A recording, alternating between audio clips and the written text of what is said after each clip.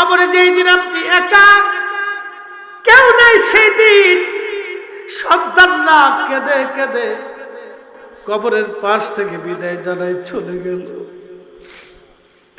ভাই বিরাদাররা বিদায় জানাইলো, বন্ধুরা আপনারা কবর দিয়ে চলে যায়, তারা চা নাস্তা করবে, হাসি তামাশা করবে, গল্প গুজবে, তারা ব্যস্ত হয়ে যাবে।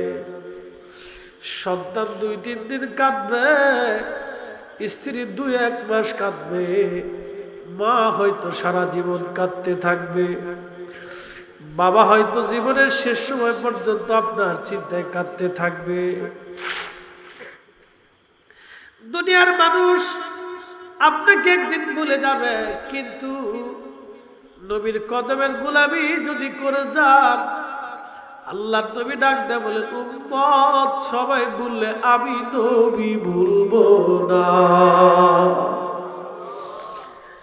আমি নবী ভুলবো না। সবাই ভুলে যাবে রে, আমি নবী ভুলবো না। আপনার কবরে রসুল দেখার জন্য আসবে, কবরে দেখার জন্য আসবে, আমার উম্মত কেমন আছে দেখে আসি।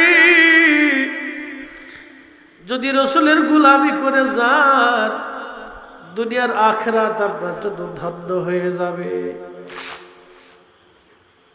আল্লাহ নবী বলতেছেন, উম্মত রে, তোমরা বান্দারে কবরস্থ করিয়া তাড়াহুড়া করে কবর থেকে তোমরা চলে আসবা না। আল্লাহ নবী কবরস্থ করার পরে কবরের পাশে নবীজি দাঁড়ায় থাকতেন, বসে থাকতেন। আল্লাহ নবী বসে বসে তাসবিহ পড়তেন। আল্লাহ নবী ডাক দিয়ে বলেন, উম্মত তোমরা কবরস্থ করার পরে তাড়াহুড়া করে তোমরা চলে আসবা না, তোমার ভাইয়ের কবরের কাছে তোমরা দাঁড়ায় থাকবা। ইস্তাগফিরু লিআখিকুম, হাদিসের পরিভাষায় নবী হুকুম করলেন, তোমরা তোমার ভাইয়ের জন্য ইস্তেগফার করতে থাকবা। অনেক মানুষ আছে দেখবেন কবরস্থ করার পরে বলে তাড়াতাড়ি চলে যান, সরে চলে যান, কবরের পাশে আর থাকবেন না, চলে যান। না না, এদের কথা শুনবেন না, এরা বেদাতি। কবরের পাশে কিছু সময় দাঁড়াবেন, কোরআন শরীফ থেকে তেলাওয়াত করতে থাকবেন, কিছু সময় তাসবিহ পড়তে থাকবেন, দুরূদ শরীফের আওয়াজ দিবেন। কবর বড় কঠিন জায়গা, বড় কঠিন জায়গা। আল্লাহর হাবিব ডাক দেয়া বলতেছে, উম্মত রে, কবর থেকে তাড়াহুড়া করে চলে আসবা না। একটা উট জবাই দেওয়ার পরে, এই উটটাকে ছিলানোর পরে চামড়া ছিলাইয়া গোশত বানাইয়া বন্টন করতে যে সময়ের দরকার, তোমার ভাইয়ের কবরের পাশে সেই সময়টুকু পর্যন্ত তোমরা দাঁড়ায় জিকির করো, কোরআন শরীফ পড়তে থাকো, দুরূদ শরীফ পড়তে থাকো। ইস্তাগফিরু লিআখিকুম, তোমার ভাইয়ের কবরের পাশে দাঁড়ায় ইস্তিগফার করতে থাকো, কারণ কিছু সময় পরে মুনকার নাকির আসবে। মুনকার নাকির আসিয়া প্রশ্ন তুলবে, মান রাব্বুকা ওয়া মা দীনুকা মা কুনতা তাকুলু ফি হাক্কি হাযার রাসূল। 3টা প্রশ্নের জবাব যদি কেউ দিতে না পারে, তার কবরের জিন্দেগি বড় কঠিন,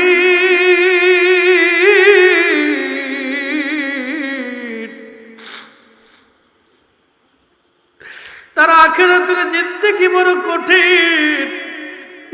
কবরের জিন্দেগি বড় কঠিন, কবরের জিন্দেগি বড় ভয়াবহ হবে।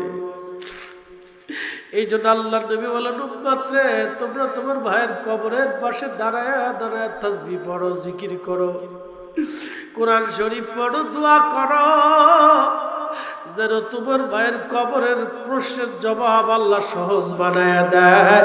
চিৎকার করে জোরে বলেন সুবহানাল্লাহ। সালাতু আলাইহি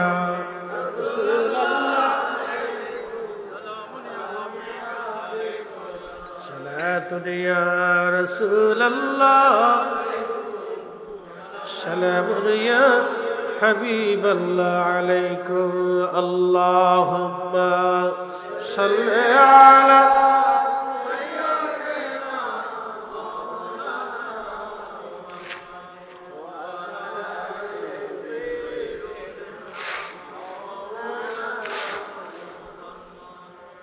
জিন্দেগি তোর যায় রে ফাঁকি দিয়া রে সোনার জিন্দেগি তোর যায় ফাঁকি দিয়া। ও আদাব রে পাক ধরিয়া গেছে দাড়ি দ্বন্দ্ব আছে গোটা চারি সমজারি গিয়াছে কুরিয়ার সোনার জিন্দেগি তোর যায় ফাঁকি দিয়া। আল্লাহুম্মা সাল্লি আলা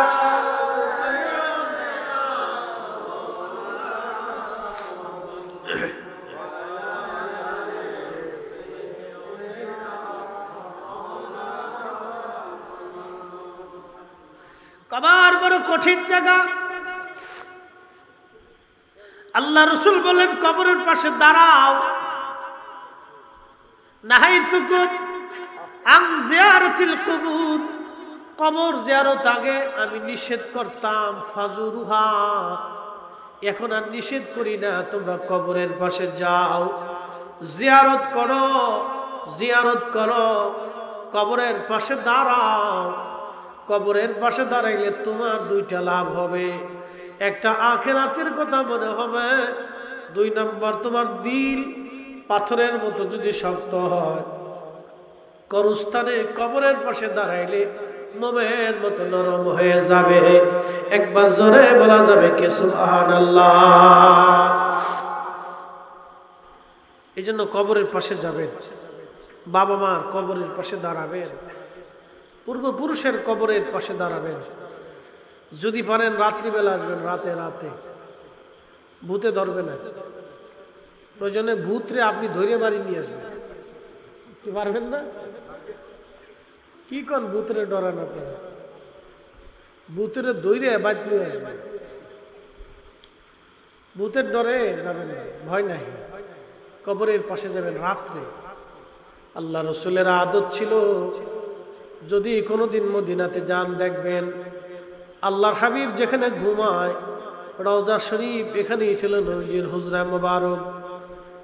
বাম পাশে বাবি জিব্রাইল, সামনের দরজা দিয়ে বের হয়ে আমার নবীজি, বামে দেখবেন জান্নাতুল বাকি, সাহাবীদের কবর। আহা, নবীজি তাহাজ্জুদের সময় হেঁটে হেঁটে চলে যাইতেন।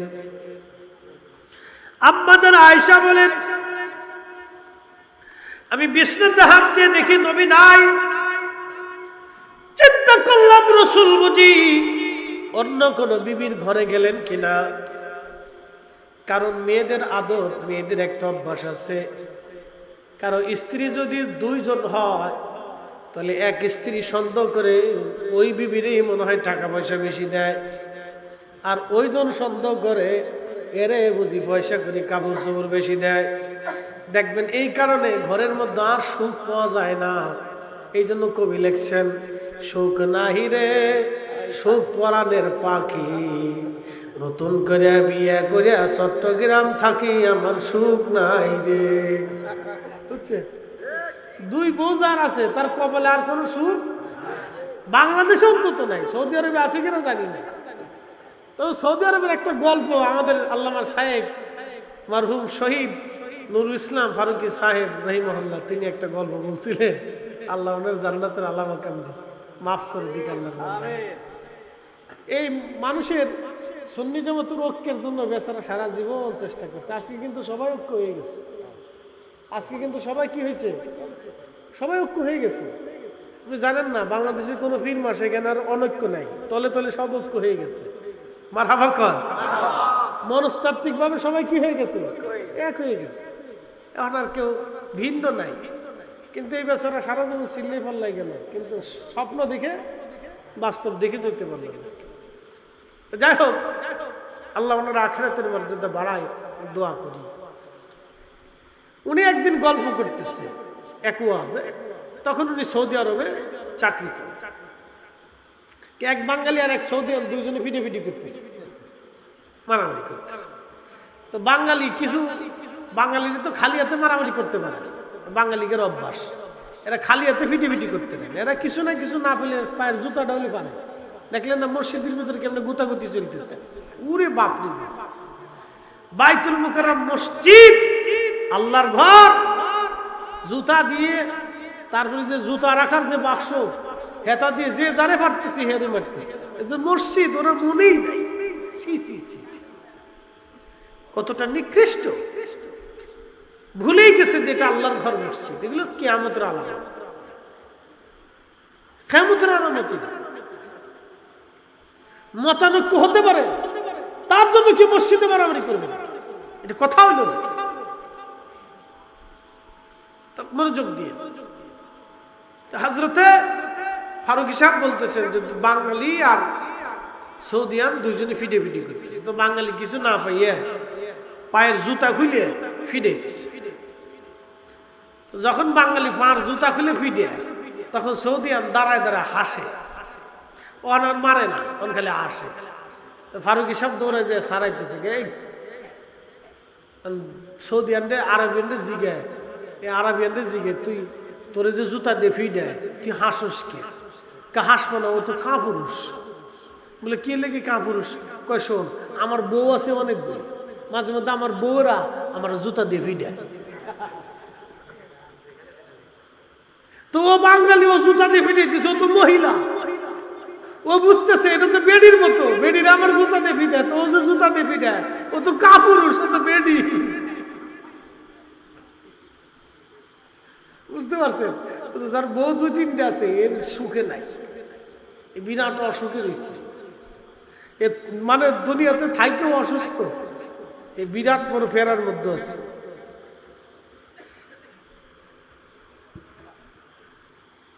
কিন্তু আল্লাহ রসুলের বিবি সাহেবগণ, আম্মা জানরা তাহেরা তয়্যবা ছিলেন, তারা পবিত্র ছিলেন। একসাথে বলবেন না মারহাবা।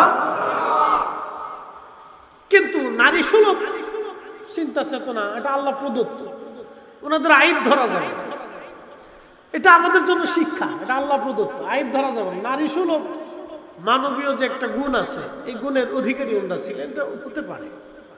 তা আম্মাজান হাত দিয়ে দেখেন যে রসুল নাই, তো তিনি চিন্তা করলেন হয়তো অন্য কোনো বিবির ঘরে গেছেন। তো খোঁজার জন্য উনি বের হইয়া দেখেন না কোনো বিবির ঘরে নাই। তার আল্লাহ রসুল কই গেল? আম্মাজান আয়েশা বলতেছে, আহা আমি দেখলাম জান্নাতুল বাকি থেকে কান্নার আওয়াজ আসতেছে। একসাথে বলবেন না আল্লাহু আকবার। আমার রসুল সেই রাতের আধারে জান্নাতুল বাকির পাশে দাঁড়াইয়া নবী কাঁদতেছে আর দোয়া করতেছে, আল্লাহ আমার উম্মত এখানে ঘুমাই রয়েছে, তুমি তাদেরকে মাফ করে দাও। চিন্তা করতে পারছে, রাত গভীর রজনীতে আল্লাহর নবী জান্নাতুল বাকির পাশে দাঁড়ায় দাঁড়ায় দোয়া করতেছে। প্রিয় উপস্থিতি, বেশি বেশি করে কবরের পাশে যাবেন, যদি সম্ভব হয় রাত্রিবেলা যাবেন, রাতের আধারে শেষ রাত্রে ফজরের সময় যাবেন, অথবা সন্ধ্যা রাত্রে যাবেন। যদি বেশি ভয় হয় তাহলে ফজরের নামাজের সময় আপনি যাবেন, অথবা ফজরের নামাজ পড়ে অন্ধকার অন্ধকার থাকতে থাকতে যাবেন। দাঁড়াবেন নীরব নির্জন নিভৃতে। আপনি কবরের পাশে যখন দাঁড়াবেন, দেখবেন আপনার শরীর শীতল হয়ে আসবে, আপনার কাল ঠান্ডা হয়ে যাবে।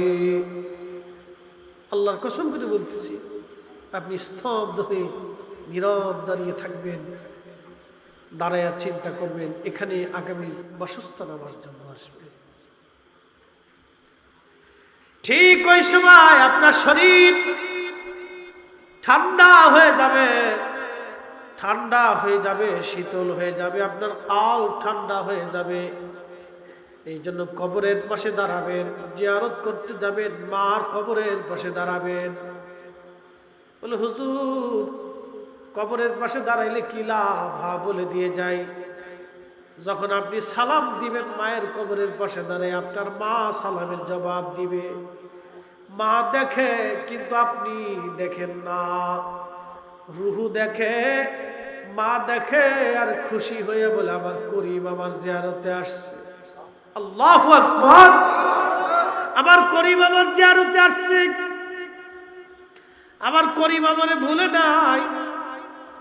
বাবার কবরের পাশে যখন দাঁড়াবেন, বাবার রুহুটা কান্দার বলে, দেখ আমার করিম আসছে, আমারে ভুলে নাই, আমার করিম আমার জিয়ারত করার জন্য আসছে। তারা দেখে কিন্তু আপনি দেখেন না, আপনার সালাম তারা শুনে কিন্তু আপনি শুনেন না, আপনার কথা তারা শুনে, মুনাজাত শুনে, কিন্তু আপনি তাদের কথা শুনেন না। একদিন মাটি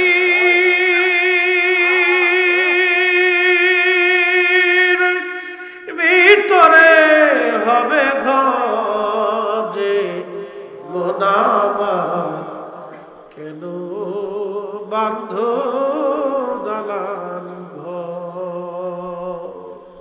হায়াত যদি শেষ হয়, দুনিয়াতে থাকার আর কোনো সুযোগ নাই। আর দুনিয়া থেকে কবরে চলে আসলে ফিরে যাওয়ার আর কোনো সুযোগ নাই। একদিন মাটির ভিতরে হবে ঘরে, মন আমার কেন বান্ধু দালান ঘর, মন আমার কেন বান্ধু দালান ঘর। ইন্নাল্লাহ ইনদাহু ইলমুস সাআ। নবী বললেন কিয়ামত কোন দিন হবে? কোরআনে আল্লাহ বললেন হাবিব উম্মতকে জানান কিয়ামত কোন দিন হবে, কোন সময় হবে, কত তারিখে হবে, কোন মুহূর্তে হবে, দিনে না রাতে, আমি আল্লাহ ছাড়া কেউ জানে না। ওয়ায়ুনাজ্জিলুল গায়স, বৃষ্টি কখন আসবে, কোন সময় আসবে, আল্লাহ ছাড়া কেউ জানে না। একবার জোরে বলবেন কি মারহাবা। এই যে মাহফিলের আগে আজকে বৃষ্টি কখন হবে আল্লাহ ছাড়া কেউ জানে না, কোন সময় হবে আল্লাহ ছাড়া কেউ জানে না, আল্লাহ ছাড়া কেউ জানে না। ওয়ায়ালামু মা ফিল আরহাম, মায়ের পেটের মধ্যে ছেলে হবে না মেয়ে হবে, আল্লাহ ছাড়া কেউ জানে না। একবার জোরে বলবেন কি মারহাবা। অনেকে মেয়ে হইলে অনেকের স্ত্রীর দোষ দেয়, খালি তোমার ঘরে মেয়ে হয়। অনেক পুরুষের ঘরে শুধু মেয়ে হইলে অনেকে বেজার হয়ে যায়। এ আল্লাহর বান্দা সাবধান, মেয়ে হইলে বেজার হবেন না। আবার ছেলে হইলে অনেকে শুধু বেজার হয়, খালি ছেলেই হয় মেয়ে হয় না, তাও না। বলেন তো, মায়ের গর্ভে যিনি ছেলে মেয়ে দেন তিনি তো আমার আল্লাহ, ওনার দরবার থেকে বাজেট হয় কে কয়টা সন্তানের অধিকারী হবে। বাংলাদেশে এমন ধনী আছে কোটি কোটি টাকার মালিক, কিন্তু একটা সন্তান নাই। এমনও ব্যক্তি আছে খাবার দেওয়ার, শোয়াবার, ঘুমানোর জায়গা নাই, কিন্তু তার 4-5টা সন্তান। এই সব ব্যবস্থার মালিক আমার আল্লাহ, এখানে মানুষের কোনো হাত নাই। কথা বলেন ঠিক কিনা? সালাতুন ইয়া রাসূলুল্লাহ,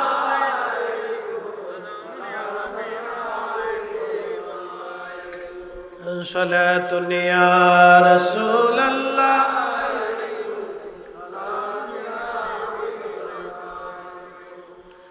আমার কথা বুঝতে তো কোনো অসুবিধা নেই। আচ্ছা, আপনাদের আঞ্চলিক ভাষা আমি সহসা বুঝি কম, খুব কম বুঝি। এটা বোঝাটা অস্বাভাবিক কিছু না। এই সিলেট আর চট্টগ্রাম বাংলাদেশের দুইটা ডিভিশন, বাংলা ভাষা যে কি তেরিবেরি, বিরাট বড় মুশকিল বোঝা।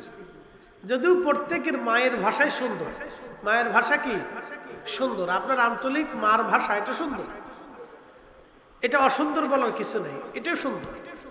মার ভাষা তো এটা সুন্দর, কিন্তু আঞ্চলিকতার এই বিষয়টা আমি বুঝি কম। কিন্তু আপনারা আবার আমাদের কথা বিশুদ্ধভাবে বললে আবার বুঝেন, বিশুদ্ধ বলতেও পারেন। আমি একটা জিনিস বুঝি না, বিশুদ্ধও বলতে পারেন আবার আঞ্চলিক ভাষাও বলতে পারেন। বিরাট অভিজ্ঞতা এটা। সিলেটও মোটামুটি বেশ, তারা বিশুদ্ধ বলতে পারে, আবার আঞ্চলিকও তো বলতে পারে। তাও বা শোনা বালাও চিনি সব লোক খাইতো না, বিয়ের লোক খাইতা সাবাউকা বউকা ইতো বালাও শুনি সিলেটি।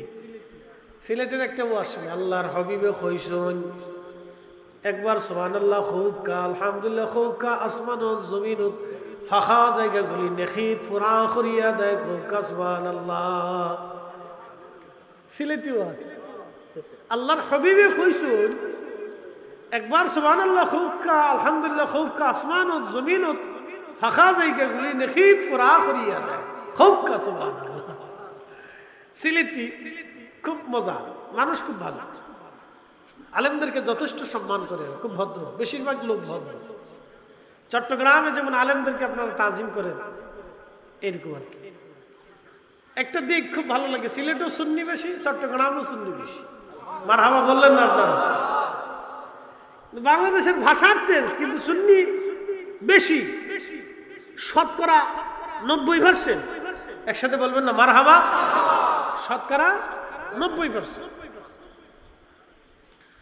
প্রিয় উপস্থিতি, খুবই মনোযোগ দিয়ে কথাগুলি শুনবেন বাবাজি।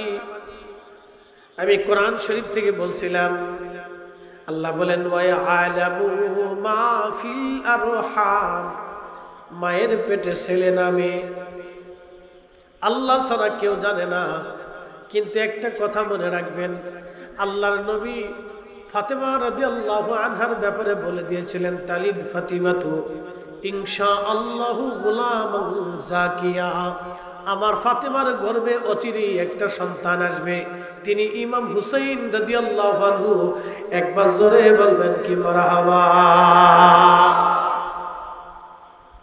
ফাতেমা রাদিয়াল্লাহু আনহার গর্ভে যখন ইমাম হুসাইন আসলেন, তখন নবী বলেছেন তালিদ অচিরেই ফাতেমা তো ইনশাআল্লাহু গুলামান জাকিয়া, আমার ফাতেমা দ্রুত গতিতে একটা পুত্র সন্তানের অধিকারী হবে। মারহাবা বললেন না?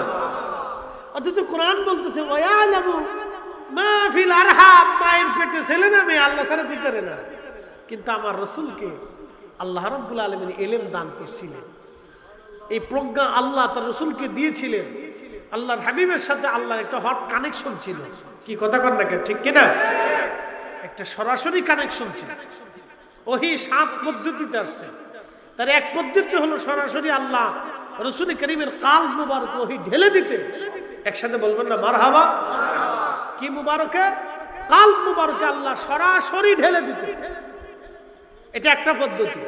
আর আরেক পদ্ধতি ছিল জিবরাইল আলাইহিস সালামের মাধ্যম দিয়ে, আর এক পদ্ধতি স্বপ্নের মাধ্যমে ছিল। এরকম ইমাম সুহাইলি লিখছেন 7 পদ্ধতিতে। প্রিয় চট্টগ্রাম হাটহাজারীবাসী, হাটহাজারী না? ঠিক আছে, হাটহাজারীর মুসলমান খুবই মনোযোগ দিয়ে কথাগুলি শুনে যাবেন। যে যাই বলুক, কারো কথায় কর্ণপাত করা যাবে না। আমার রাসূল কারীমের শানকে যারা ছোট করে দেখবে, সে আমার বাপ চাচা আত্মীয় স্বজন হলেও তাকে মানা যাবে না, মেনে নেওয়া যাবে না। কথা বলেন ঠিক কিনা? বুঝে যাবে, বাপ চাচা আত্মীয় স্বজন যে হোক ও মানা যাবে, এটা ভুলের মধ্যে আছে, গুমরাহির মধ্যে আছে। শোনেন, নবীর মোহাম্মত ছাড়া, আল্লাহর হাবিবের ইশক ছাড়া কোনোদিনও কামালিয়াত হাসিল হয় নাই। এই জন্য আহলে সুন্নাত ওয়াল জামাত ছাড়া কোনো মা ওলি জন্ম দিতে পারে নাই। এই কথা কর না কেন, ঠিক কিনা? আহলে সুন্নাত ওয়াল জামাত ছাড়া কোনো মা ওলির জন্ম দিতে পারে নাই। কুতুব হয় নাই, আবদাল হয় নাই, মুজাদ্দিদ হয় নাই, কোনো ওলি হয় নাই, কেউ হয় নাই, কোনো ওলি নাই। আহলে সুন্নাত ওয়াল জামাত ছাড়া কোনো মা ওলির জন্ম দিতে পারে নাই, আর কিয়ামত পর্যন্ত সম্ভব হবে না। এই কথাটা মনে রাখবেন সারা জীবনের রাসূল করিমের এক ছাড়া, গোলামি ছাড়া কেউ মঞ্জুরিয়াত পায় না। যত বুজুর্গি থাকুক, 1000 বছরের সেজদা হলো কাজ, সারা জীবনে তাহাজ্জুদ কাজ।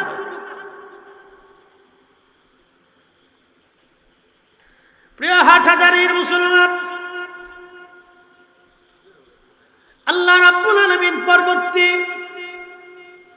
কোরআনের বাক্যগুলির মধ্যে তিনি আল্লাহ বলেন ওমা তাদরি নাফসুন মাযা তাকসিবু গাদা। আগামী সময় মানুষের জীবনে কি বয়ে আসবে, কি আসবে, ভাগ্যে কি লেখা আছে আল্লাহ ছাড়া কেউ জানে না। আহা, আগামী মুহূর্তটা আপনার জন্য কি আসবে আমরা কেউ বলতে পারবো না, কেউ বলতে পারবো না আগামী সময়টা আমাদের ভাগ্যে কি আছে। আমাদের নসিবে আগামী সময়টা ভাগ্যের মধ্যে কি আছে আমাদের কারোই জানা নাই। দেখেন আমরা বাঙালির একটা হুজুগে মাতাল বাঙালি চ্যানেলে, ইউটিউবে, ফেসবুকে লেখা হলো 26 তারিখ কি একটা ঘটতে যাচ্ছে। আমার দেশের মানুষ 26 তারিখ নিয়ে পাগল হয়ে গেছে। আমি মনে করি 26 তারিখে কিছুই হবে না, আমার দেশের কিছু পোলাপান বিয়ে করবে, স্যার আর কিছুই না। কি করে 26 তারিখে কি জন্য হবে, কি একটা হবে, কেউ লাগছে কোটিপতি হয়ে যাবে। কত পাগল ছাগল দেশে হয়েছে বাঙালি হুজুকি মাতাল। তা আমি কই কিছু আর হবে না তো, কিছু পোলাপান বিয়ে করবে, এই তো শেষ, এই তো। কিছু মানুষ মারা যাবে, কিছু মানুষ দুনিয়াতে আসবে। কোরআন বলতেছে ওয়ামা তাদরি নাফসুন মাযা তাকসিবু গাদা। এই জন্য কোনো গণকের কথা বিশ্বাস করা যাবে না, কোনো গণকের কথা বিশ্বাস করা যাবে না। যদি গণক বলে আপনার বিপদ আছে বিশ্বাস করা যাবে না, কারণ এইগুলি সব ভ্রান্ত কথা। আল্লাহ বলতেছেন বান্দার ভাগ্যের মধ্যে কি লেখা আছে আল্লাহ ছাড়া কেউ জানে না। গণক যদি বলে তোমার ভাগ্যে এটা আছে, গণকের হাত ধরে বলবেন বেটা তোর নিজের ভাগ্য আগে গণনা করে দেখ। আগে একটা থাপ্পড় মেরে দিয়ে বলবেন বেটা এই যে থাপ্পড় যে তোরে মারবো তুই আগে 5 দিন আগে এটা কেন গণনা করে করে তুই বুঝতে পারিস নি যে আজকে তোরে থাপ্পড় মারবো। কিছু গণনা যারা করে বিশ্বাস করবেন না। 2 নম্বর, যারা গণনা করে রুটি রুজি করে টাকা পয়সা কামাই করে ওদের বাড়ি খাবেন না, এই কথা মনে রাখবেন। ওদের বাড়ি খাবেন না, ওদের বাড়ি খাওয়া আর কুত্তার বিষ্ঠা খাওয়া সমান। কুত্তার বিষ্ঠা বুঝছেন, কুত্তা খাওয়ার পরে যেটা বমি করে ফেলে দেয় এটাকে বলা হয় বিষ্ঠা। এটা যেমন অপবিত্র, নাপাক, দুর্গন্ধ, পচা, গণকের বাড়ির খাবার ওরকম নাপাক, দুর্গন্ধ, পচা, ও বাড়ি খাবেন না।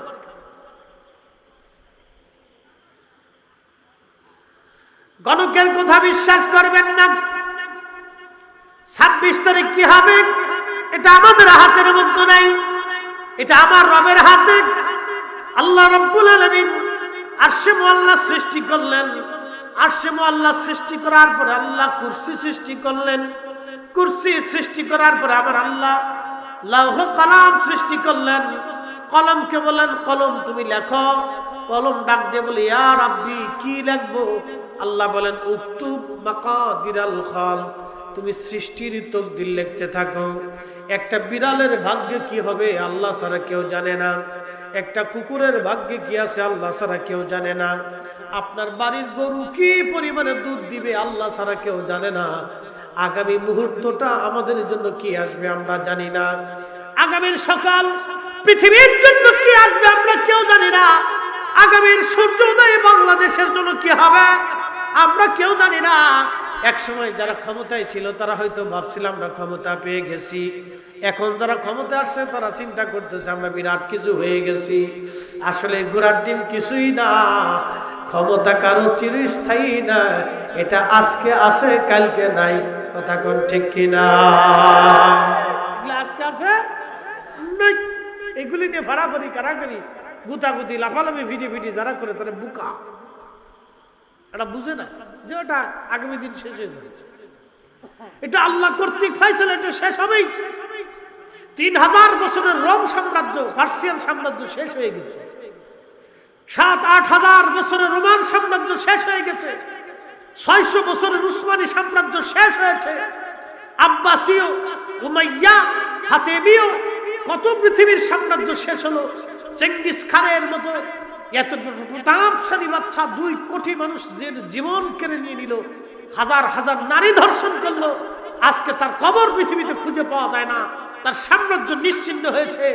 আজকে যদি তার কবর পাওয়া যেত, তাহলে আমি নিশ্চিত বিশ্বাসী তার কবরে যে মানুষ পেশাব করত, পায়খানা করত, তার কবরে যে থুতু নিক্ষেপ করত, সে শুধু তার সাম্রাজ্য বাঁচানোর জন্য 2 কোটি মানুষের জীবন কেড়ে নিয়েছিল। সেই সময় হালাকু তার সাম্রাজ্য বাঁচানোর জন্য ইরাকের বাগদাদে 16 লক্ষ মুসলমানকে হত্যা করেছিল। কিন্তু আজকে হালাকু নাই, ইরাকের বাগদাদে ইসলাম আছে, ইরাকের বাগদাদে কালেমার আজান হয়, ইরাকের বাগদাদে কোরআনের তেলাওয়াত হয়, ইরাকের বাগদাদে মুসলমানরাই শাসন করে। কথা বলে ঠিক না বেঠিক? ক্ষমতা এগুলি স্থায়ী নাই, শেষ। এখন কেউ আসছে চিন্তা করতেছে আমি বুঝি বিরাট কিছু হয়ে গেছে, কিচ্ছু না। এটা দেখা যাবে ভালো কাজ করলে মানুষের হৃদয় থাকবে, না করলে ওই আল্লাহ আবার হৃদয় থেকে মানুষের অন্তর থেকে উঠাই নেবে, চলে যাবে। ও আছে, আজকে আছে, কালকে নেই। এগুলি নিয়ে ফাড়াফাড়ি লাফালাফি করার কিচ্ছু নাই।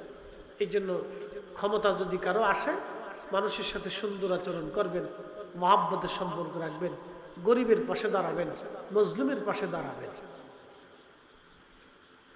আর মানুষের হক নষ্ট করবেন না। যার যারটা বন্টন করে সমানভাবে দিয়ে দিবেন। না পারলে রাজনীতি থেকে সরে চলে আসবেন, নিজের মতো আখিরাতের চিন্তা করিয়া নবীর গোলামীর পথ বাইছে দিয়ে দিবেন, শেষ। কথা ক্লিয়ার, কোনো ভেজাল টেজাল নাই।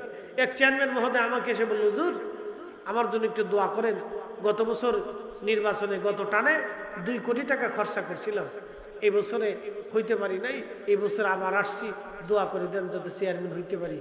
আমি বললাম গত টানে খরচা করছেন 2 কোটি, এই টানেও খরচা হবে 2 কোটি, তো 4 কোটি চলে গেলে আপনার চেয়ারম্যানই একটা চেয়ার পাইতে, এই তাও 5 বছরের জন্য। 5 বছরের জন্য আপনি 4 কোটি টাকা খরচা করলেন। আমি বললাম বাবাজি মনে কিছু নিয়েন না, আপনি একটা চেয়ারের জন্য 4 কোটি টাকা খরচা করতেছেন। আপনি এইভাবে খরচা না করে এই 4 কোটি টাকা দিয়ে গরিব মানুষের পিছনে পাশে যদি দাঁড়াইতেন, তাহলে এই 5 বছর না, আপনার মরার পরেও বহু বছর মানুষ আপনার হৃদয়ের আসনে চেয়ারে বসাই রাখতো। এই চেয়ার থেকে আপনারা কেউ সরাইতে পারতো না, সরকারি চেয়ারের দরকার হইতো না।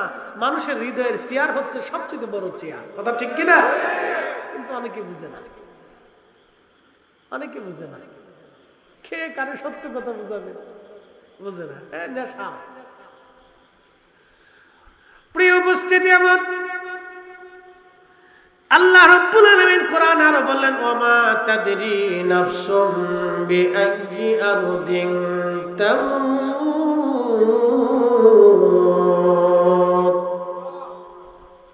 মানুষ কোন জায়গা, কোন স্থানে, কোন অবস্থায় মারা যাবে আল্লাহ ছাড়া কেউ জানে না। কোন জায়গা, কোন সময়, কোন মুহূর্তে, কোন স্থানে মানুষ মারা যাবে আল্লাহ ছাড়া কেউ জানে না, আল্লাহ ছাড়া কেউ জানে না। খুব মনোযোগ দিয়েন, মানুষ কোন জায়গায়, কোন হালতে, কোন অবস্থায়, কখন মারা যাবে আল্লাহ ছাড়া কেউ জানে না। সুলাইমান আলাইহিস সালাম বিরাট বড় বাদশা। বর্তমান যে গাজায়, গাজার আগে নাম ছিল আসকালান,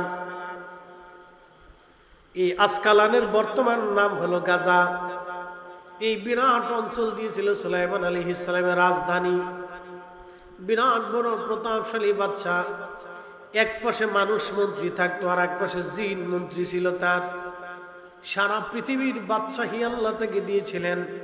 শুধু মানুষের বাদশাহী না, জিন জাতিরও বাদশাহী ছিল। পৃথিবীর মধ্যে জিনদের ভিতরে যত দানব মানব, সবার বাদশা আল্লাহ তারে বানিয়েছিলেন। প্রত্যেক পৃথিবীর ইঞ্চি, সমুদ্রের শেষ সীমানা পর্যন্ত তিনি বাদশা ছিলেন। 7টা মহাসাগর একসাথে তিনি শাসন করতেন, কারণ সাগরের গভীরে জিনদের বসবাস আছে। পৃথিবীতে জিন যেখানে, মানব যেখানে, তিনি বাদশা ছিলেন সেখানে। একবার জোরে বলা যাবে আল্লাহু আকবার। তেলের গাড়ি তেলে চলে,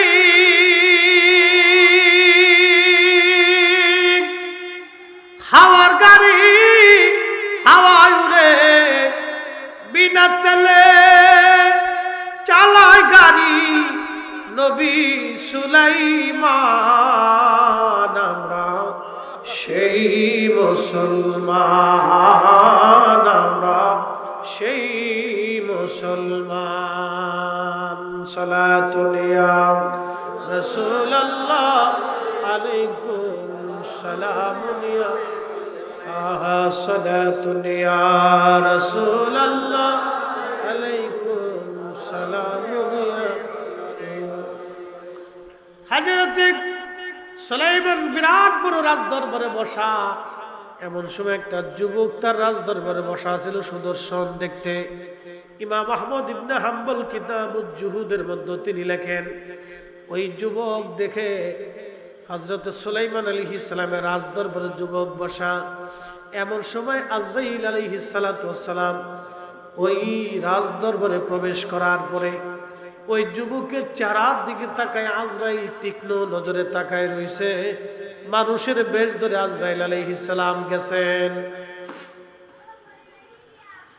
কেউ তাকে চিনে নাই, চিনেছেন হযরত সুলাইমান আলাইহিস সালাম। যুবকের চেহারার দিকে তাকায় আজরাইল তীক্ষ্ণ নজরে তাকানো আছে। কিছু সময় পর আজরাইল চলে গেলেন। যুবকটা সুলাইমান আলাইহিস সালামকে ডাক দিয়ে বলেন, খোদারি পয়গম্বর, আল্লাহ আপনাকে বাতাসের উপরে কর্তৃত্ব দিয়েছে। আপনি এই মুহূর্তে বাতাসকে হুকুম দেন আমাকে যেন নিয়ে হিন্দে, বর্তমান যেটা ভারত উপমহাদেশ, আগে নাম ছিল হিন্দ, আপনি আমাকে হিন্দে নিয়ে চলে ফেলায় রেখে দিয়ে আসেন। হযরত সুলাইমান আলাইহিস সালাম বাতাসকে হুকুম করলেন, বাতাস তুমি এই যুবককে হিন্দে নিয়ে যাও, হিন্দে তুমি নামাই দিয়ে আসো বাতাস থেকে উড়াইয়া। বর্তমান হিন্দুস্তান, তখন নাম ছিল হিন্দ, এই হিন্দে তাকে নিয়ে রেখে দেওয়া হলো। কিছু সময় পরে আজরাইল আলাইহিস সালাম আবার রাজদরবারে ঢুকলেন। সুলাইমান আলাইহিস সালাম ডাক দিয়ে বললেন, ভাই আজরাইল, একটা কথা কি বলবেন? বলে, কি হুজুর বলেন। আপনি একটা যুবকের দিকে তীক্ষ্ণ নজরে তাকাইছিলেন, কারণ কি?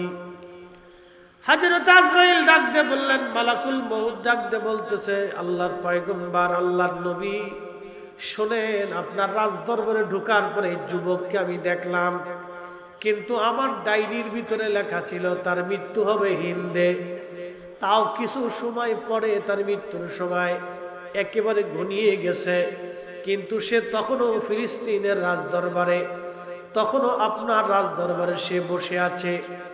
কোথায় হিন্দ, কোথায় ফিলিস্তিন, হাজার হাজার মাইল দূর। এখন এই ছেলেটা এই মুহূর্তে কি করে হিন্দে যাবে?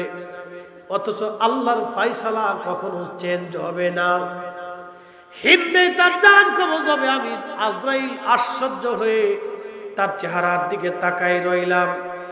আমি খুবই আশ্চর্য হলাম, সে এখনো হিন্দে, এখনো সে ফিলিস্তিনে বসে আছে, কিন্তু কিছু সময় পরে তার জান কবজ হবে হিন্দুস্তানে। কিন্তু আমি জানতাম না যে আপনি তাকে বাতাসের মাধ্যমে এইখানে নিয়ে হিন্দে আপনি তারে পৌঁছাবেন, এটা আমার জানা ছিল না, এটা আল্লাহর জানা।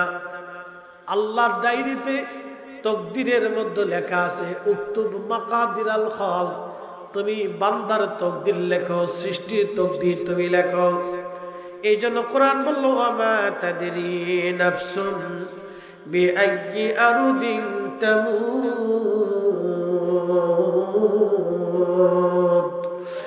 একদিন মাটির ভিতরে হবে ঘরে, মন আমার কেন বান্ধ দালান ঘর। আরে সুলাইমান আলাইহিস সালামকে মালাকুল মউত বলতেছে, হুজুর আপনি তার হিন্দুস্তানে পাঠাবেন আমি জানতাম না, কিন্তু এটা আল্লাহর তকদিরের মধ্যে আল্লাহ লিখে রেখেছেন। আল্লাহর পয়গম্বর বললেন, মালাকুল মউত আপনি চলে যাওয়ার পরে এই ছেলেটা কেন জানি পাগল পারা হয়ে গেল, আমাকে বারবার বলতেছে, হুজুর আমাকে হিন্দে পাঠান, হিন্দে পাঠান, হিন্দে পাঠান। আমি বাতাসের মাধ্যমে তার দ্রুত গতিতে হিন্দে পৌঁছাইলাম। আজরাইল বলল, হুজুর বাতাস তাকে নিয়ে হিন্দে রাখার সাথে সাথে আমি তার জান কবজ করলাম। তার জান কবজ করে আমি আল্লাহর দরবারে পৌঁছাইয়া আমি আবার আপনার রাজ দরবারে এসে হাজির হয়ে গেলাম। একবার আওয়াজ তুলে বলবেন কি আল্লাহু আকবার। মৃত্যু যেখানে লেখা আছে যে কোনো মূল্যে আপনি সেখানে যেতেই হবে। আপনার মরণ যেখানে লেখা আছে যে কোনো মূল্যে আপনাকে সেখানে যেতেই হবে। আল্লাহ আপনাকে যে কোনো মাধ্যমে আপনাকে সেখানে নেবেই, কোনো রক্ষা নেই। কোরআন আল্লাহ বলতেছেন কুল, হুজুর আপনি উম্মতকে বলে দেন, কুল ইন্নাল মাউতাল্লাযী তাফিরুনা মিনহু ফাইন্নাহু মুলাকীকুম।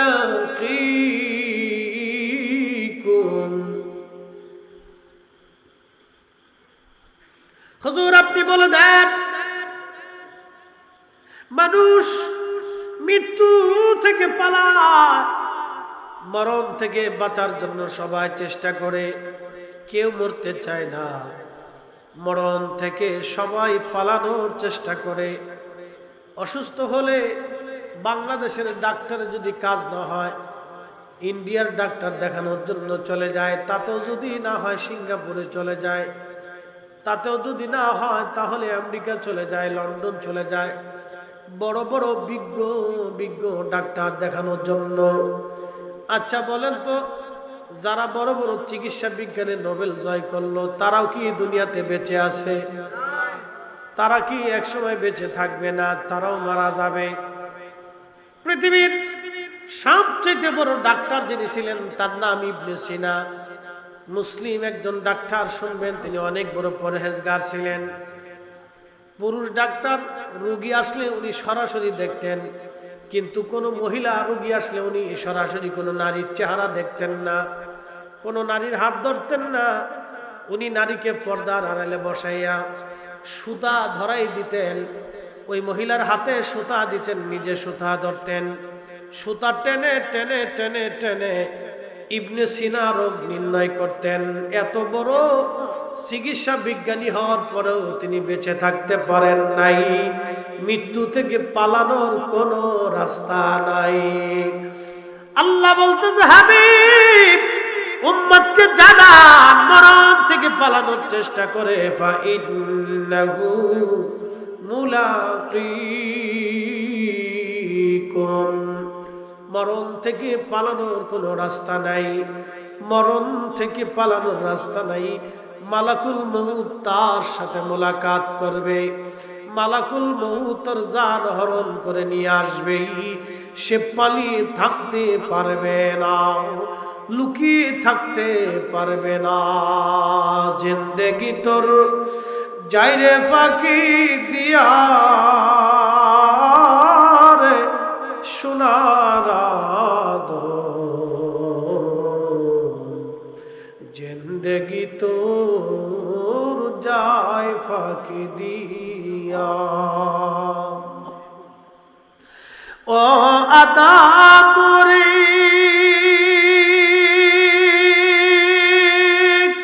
কামিনীর ওই কোলেতে কাল ঘুমেতে রইলি তুই, সারা নিশি কাটাইলি তুই ঘুমাইয়া ঘুমাইয়া রে সোনার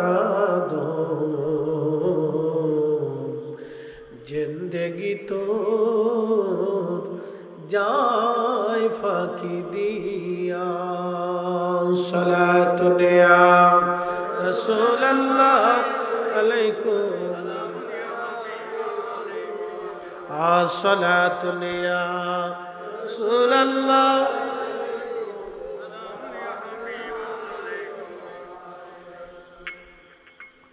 বুঝতে কি কোনো অসুবিধা? বুঝে যা। মালাকুল মউত আসবে, দুনিয়াতে থাকার কোনো সুযোগ নাই। মালাকুল মউত আসবে, আহারে তার সুরত আছে, বিরাট বড় সুরত। আজরাইলের আসল সুরত খুবই বিকট, খুবই ভয়াবহ সুরত তার। যখন পাপিষ্ঠ যারা আজরাইল আলাইহিস সালাম যখন আসে তখন তার সুরত দেখার পরে ওই রুহুটা প্রত্যেক দেহের অঙ্গ প্রত্যঙ্গের মধ্যে পালায়, রুহু দৌড়াইতে থাকে। একবার পায়ের পৃষ্ঠদেশে যায়, আঙ্গুলের মাথায় আসে, পালানোর চেষ্টা করে, সে দৌড়ায় দৌড়ায়, মৃত্যুর যন্ত্রণা তখন বাড়তে থাকে, কঠিন হতে থাকে মৃত্যু। কত কঠিন মৃত্যু! প্রিয় নবীজি ডেকে বলতেছে, উম্মত, একটা উট বিনা কুরবানিতে, বিনা জবাহ করাতে, জিন্দা অবস্থায় একটা উটের চামড়া ছিলাইলে, জিন্দা অবস্থায় একটা উটের চামড়া ছিলাইলে যে পরিমাণে কষ্ট হয়, আহা, ওই উটটাকে আবার চামড়া দেওয়ার পরে আবার ছিলানো হবে, আবার চামড়া হবে, আবার ছিলানো হবে, এইভাবে 100 বার চামড়া হবে, 100 বার তাকে আবার ছিলানো হবে। একটা উটকে 100 বার চামড়া ছিলাইলে যে পরিমাণে কষ্ট হয়, বদকার পাপিষ্ঠদের রুহু কবজের সময় এরকম কষ্ট হতে থাকে। আল্লাহ নবী বললেন, আঙ্গুলের মাথায় রুহুগুলি দৌড়ায় দৌড়ায় আসে, রুহুটা আবার বিভিন্ন জায়গায় দৌড়ায় আজরাইল থেকে পালানোর জন্য। কিন্তু আজরাইল আলাইহিস সালাম তাকে তো অবশ্যই নিয়ে চলে যাবে। যাকে নিয়ে যাওয়া হলো তাকে দেখা গেল না, যিনি নিলেন তাকেও দেখা গেল না, কিন্তু চলে গেছে সত্য। আব্দুল করিম মরে গেছে। করিমকে যিনি নিয়ে গেলেন তিনি মালাকুল মউত। করিমরেও দেখা গেল না, যিনি নিলেন তাকেও দেখা গেল না, যার হুকুমে নিলেন তারও দেখা যায় না, যেই জগতে নিয়ে যাওয়া হলো সেই জগতও দেখা যায় না। কিন্তু আব্দুল করিম ঠিকই চলে গেল, করিমকে ঠিকই নিয়ে যাওয়া হলো। করিম চলে গেল সত্য, করিম মারা গেল সত্য, করিমকে নিয়ে যাওয়া হলো সত্য।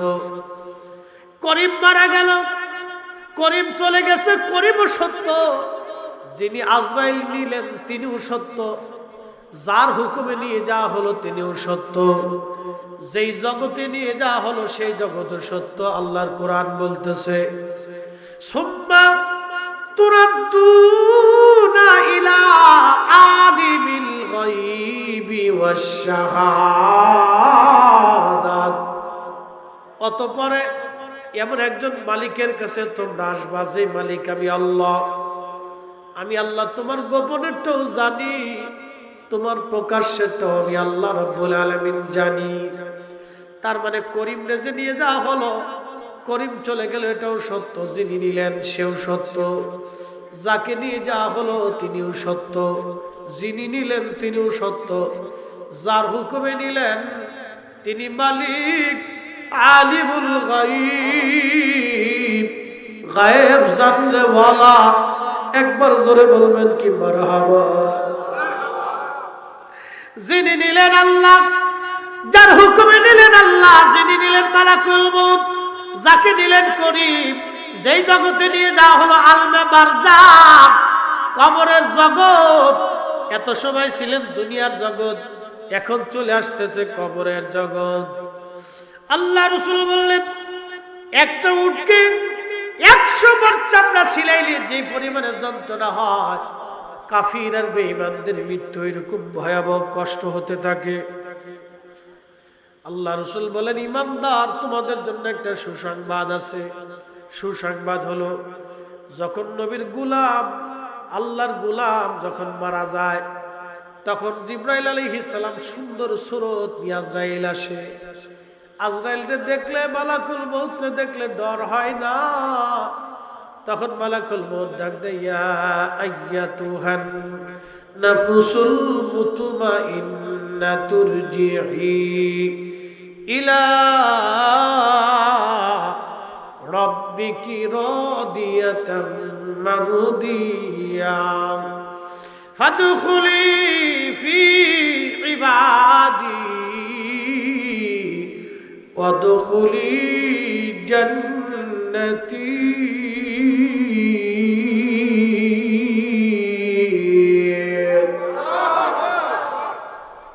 ইয়া আইয়াতুহান নাফস, হে নফসে মুতমাইন্না, প্রশান্ত আত্মা, হে প্রশান্ত আত্মা, তুমি নবীর গোলামি করেছো, আমি মালিকের আইন তুমি তোমার নিজের জীবনে বাস্তবায়ন করেছ। হে নফসে মুতমাইন্না, তোমার দ্বারা কোনো মানুষের ক্ষতি হয় নাই, তুমি কোনো মানুষের হক নষ্ট করো নাই, তোমার দ্বারা কোনো মানুষ কষ্ট পায় নাই, রাষ্ট্রের ক্ষতি হয় নাই, সমাজের ক্ষতি হয় নাই।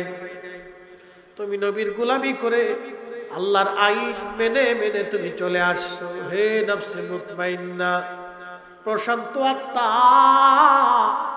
সুস্থ আত্মা, তুমি আসো আমি আল্লাহর দরবারে। একবার জোরে বলা যাবে কি মারহাবা। এজন্য ওলিরা ইন্তেকাল করলে তাদের মাজার হয়, ওলিরা ইন্তেকাল করলে মানুষ তাদের জিয়ারতে, কারণ তারা নফসে মুতমাইন্না। ইরজিই, আসো, ইলা রাব্বিকি রাদিয়াতাম মারদিয়া, আমি আল্লাহর খুশির দিকে তুমি আসা। আমি আল্লাহ তোমার উপরে খুশি, আমি আল্লাহ তোমার উপরে খুশি। ফাদখুলি ফি ইবাদি ওয়াদখুলি জান্নাতি, তুমি আমার নিয়ামত প্রাপ্ত বান্দাদের সাথে আমার জান্নাতে আসো। আমার ওলিরা যে জান্নাতে, তুমি সেই জান্নাতে আসো।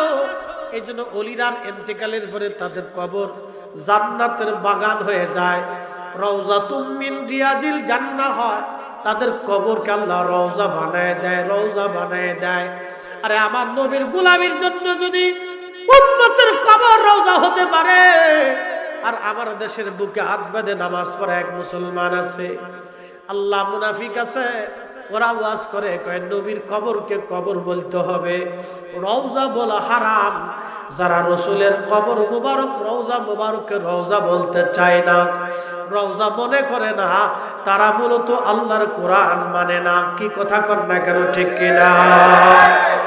এগুলি সব শয়তানের সেলা। সাচ্চে মুসলমান ওরা, নামে মুসলমান, ইমানদারের ইমান নিয়ে করছে যারা খেলা, ওরাই তো আসলেই এজিদেরই চেলা। দাড়ি টুপি পাগড়ি আছে, দেখতে মৌলানা, ভিতরে নাই নবী প্রেম, ইয়াজিদে ভরা। আরে কেউ যদি কোরআনের আয়াত বুঝে, তাহলে তো বুঝতেই হবে খাজা বাবা আজমিরের কবর রওজা হয়ে গেছে। কি কথা কর না কেন? কেউ যদি কোরআনের আয়াত বুঝে, নফসে মুতমাইন্নার আয়াত যদি বুঝে, ইরজিই ইলা রাব্বিকি রাদিয়াতাম মারদিয়া, তুমি আল্লাহর সন্তুষ্টির দিকে আসো। আহা, মুজাদ্দিদ আল ফিসানির কবর আল্লাহ রওজা বানাই দিলেন, খাজা বাহাউদ্দিন নকশবন্দ বুখারীর কবর রওজা হয়ে গেল, হুজুর গাউসে পাক মুহিউদ্দিন আব্দুল কাদের জিলানীর কবর রওজা হয়ে গেল, আল্লাহর ওলি সাহাবায়ে কেরামের কবর আল্লাহ রওজা বানাই দিল। একবার জোরে বলা যাবে কি মারহাবা। আরে নবীর কদমের গোলামের জন্য যদি নবীর গোলামের কবর রওজা হয়, তাহলে মনিবের কবর কি হতে পারে? কানার ঘরের কানা। কোরআন পড়ে কিন্তু কোরআনের হাকিকত বুঝে না, ঠিক কিনা?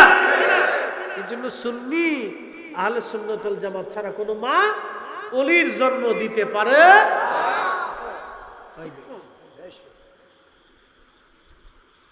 আপনাদেরকে বুঝতে হবে, আমি কোরআন শরীফ থেকে আল্লাহর ফয়সালা জানাইছি, এটা আমাদের কারো ফয়সালা না, শেরে বাংলা রাহিমাহুল্লাহর ফয়সালা না, এটা ফয়সালাটা কার? এটা কি শেরে বাংলা রাহিমাহুল্লাহ লেখছে? পৃথিবীর কোন আলেম লেখছে? আল্লাহর নবী নিজে লেখছে? না, এটা আল্লাহর কালাম। যদি বলেন কার কালাম? আল্লাহর কালাম, আল্লাহর পবিত্র জবান নিশ্চিত বাণী। রব বলেছে ওরা আমার সন্তুষ্ট প্রাপ্ত বান্দা, ওদের কবর আমি রওজা বানাই দেই, ওদের আখিরাতকে আমি জান্নাতি বানাই দেই, ওরা আমার সন্তুষ্টির দিকে ফিরে আসে। এই জন্য আল্লাহর ওলি যারা, এদের জিয়ারত কিয়ামত পর্যন্ত চলতে থাকবে, কোনোদিনও বন্ধ করতে পারবে না। কথা কোন ঠিক কিনা? এটা চলবে চলবে চলবে। এই জন্য আল্লাহকে খুশি করে যান, আল্লাহকে সন্তুষ্ট করে যান। আল্লাহর রজামন্দি হাসিল করেন, নবী পাকের কদম মুবারকের গোলাম হয়ে যান, গোলামিতে নেশার হয়ে যান। এই জন্য আল্লামা ইকবাল কত চমৎকার লিখেছেন, কে ওফা তুনে মুহাম্মদ সে তু হম তেরে ये जान चिज ही किया लौह कलम तेरे बलगल उला बिकमालिही कशफत तुजा बिजमा हसनत जमीउ ख़ुसालिही सल्लु। बंधु আমার হাটহাজারীর মুসলমান, খুবই মনোযোগ দিয়ে শুনবেন। আমি কোরআন শরীফ থেকে একটা আয়াতের মর্ম বুঝাইলাম। আহা, যখন জিবরাইল আজরাইল আলাইহিস সালাম আসে, আল্লাহর হাবিব বললেন, মায়ের কোলের ভিতরে দুগ্ধ পান করতে করতে দোলনায় দুলতে দুলতে মার কোলের মধ্যে সন্তান যেমন ঘুমায় পড়ে, ইমানদারদের মৃত্যুটা ওই রকম হয়ে যাবে।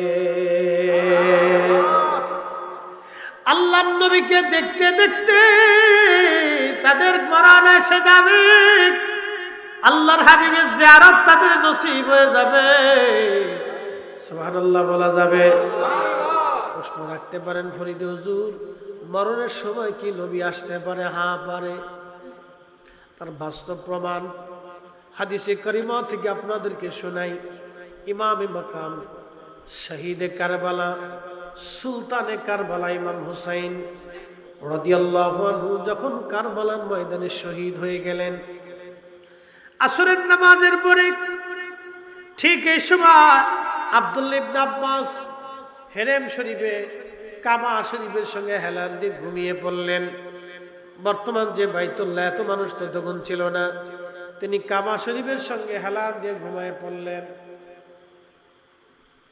স্বপ্নের মধ্যে দেখতেছে আল্লাহ নবীজির হাত মুবারকের মধ্যে রক্ত, নবীজির শরীর মুবারকের মধ্যে ধুলাবালি, গা মুবারকের মধ্যে এই আপনার জুব্বা মুবারকের উপরে ধুলাবালি লাগা, চুল দাড়ি মুবারক এলোমেলো দেখা যায়।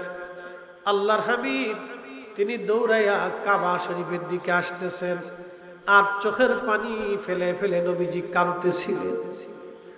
ইবনে আব্বাস নবীজির আপন সাহাবী, নবীজির আপন চাচাতো ভাই ছিলেন, রাইসুল মুফাসসিরিন, কোরআনের সবচেয়ে বড় মুফাসসির তিনি বলতেছেন, আমি স্বপ্ন দেখি কাবার থেকে নবীজি কেঁদে কেঁদে দৌড়ায় দৌড়ে আসি। আমি জিজ্ঞেস করলাম, ইয়া রাসূলুল্লাহ, আপনার চোখে পানি কেন? চুল দাড়ি মুবারক এলোমেলো কেন? আপনার গা মুবারকের মধ্যে ধুলাবালি লেগে আছে কেন? হুজুর এইভাবে দৌড়ায় দৌড়ায় কেঁদে কেঁদে আসতেছেন কেন? আমি ইবনে আব্বাস তো আপনাকে জীবনে কোনোদিন এরকম দেখি নাই, আপনি কেন এইভাবে কাঁদতেছেন? আল্লাহর হাবিব কেঁদে কেঁদে বলে, ইবনে আব্বাস মক্কাতুল মুকাররমায় খবর দাও, আমার হুসাইন আর দুনিয়াতে নাই। আমি আমার হুসাইনের শাহাদাতের সময় আমি আমার হুসাইনের পাশে ছিলাম। আমি আমার হুসাইনের রক্তগুলি নিয়ে, হুসাইনের সাথীদের রক্ত নিয়ে আল্লাহর আদালতে যাচ্ছি। একবার জোরে বলা যাবে কি আল্লাহু আকবার? চিৎকার করে বলবেন কি ইয়া রাসূলুল্লাহ?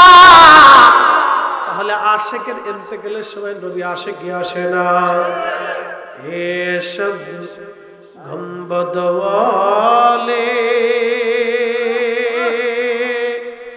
মঞ্জুর দুআ করনা, जब वक्त नजर आए आका दीदार अता करना, दीदार अता करना। मैं कब्र अंधेरी में घबराऊंगा जब तन्हा, इमदाद मेरी करने जान रसूल अल्लाह इमदाद मेरी करने